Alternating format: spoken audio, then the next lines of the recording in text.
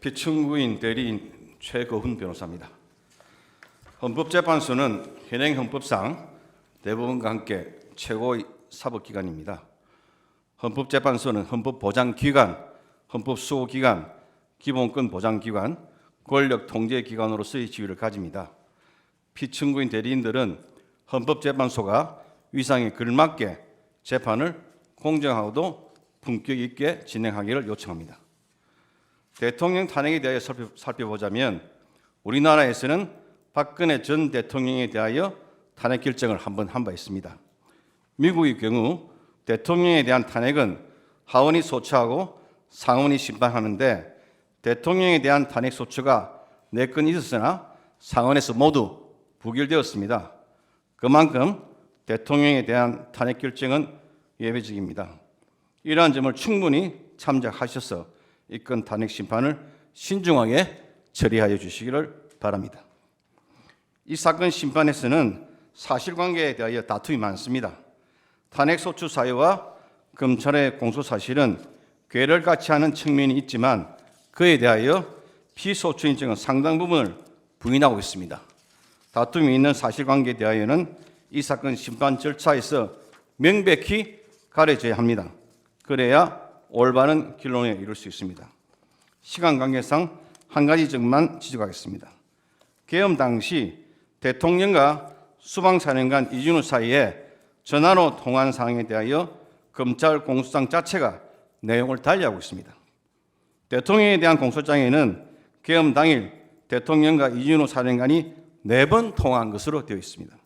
그런데 김용현 전 국방장관에 대한 공소장에는 대통령과 이준우 사령관 간에 3번 통화한 것으로 되어 있습니다.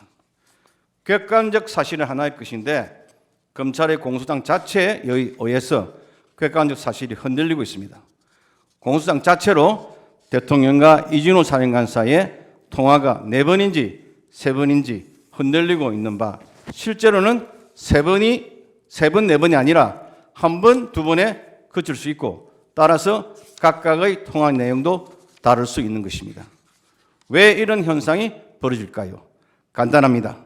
검찰이 객관적 사항을 잘못 파악하였기 때문입니다. 당연히 청구인 측도 객관적 사실에 맞지 않는 주장을 하고 있는 것입니다. 객관적 사실이 이 사건 심판을 통하여 명쾌하게 밝혀져야 합니다. 절차적 정당성과 관련하여 말씀드리겠습니다. 헌법재판소법 40조 1항은 탄핵 심판의 경우 형사소송에 관한 법령을 준용한다고 규정하고 있습니다. 그런데 이 사건 심판 절차에서 현재는 형사소송에 관한 법령을 준용하지 않는다고 하고 있습니다. 명백히 헌법재판소법 위반임을 지적합니다.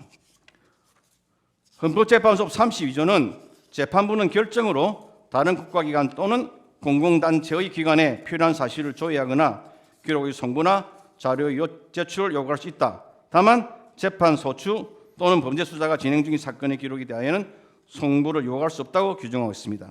그런데 현재는 헌법재판소 심판규칙 39조 1항 40조를 근거로 수사 기록을 송부 촉탁할 수 있다며 수사 기록 송부 촉탁을 밀어붙였습니다. 그러나 위 규칙 조항은 법 32조 단서에 해당하지 않는 사항에 관한 것으로 현재의 밀어붙이기식 태도는 전혀 타당하지 않습니다. 주요 증인들에 대한 증인 신문 시간이 지나치게 제한되고 있습니다.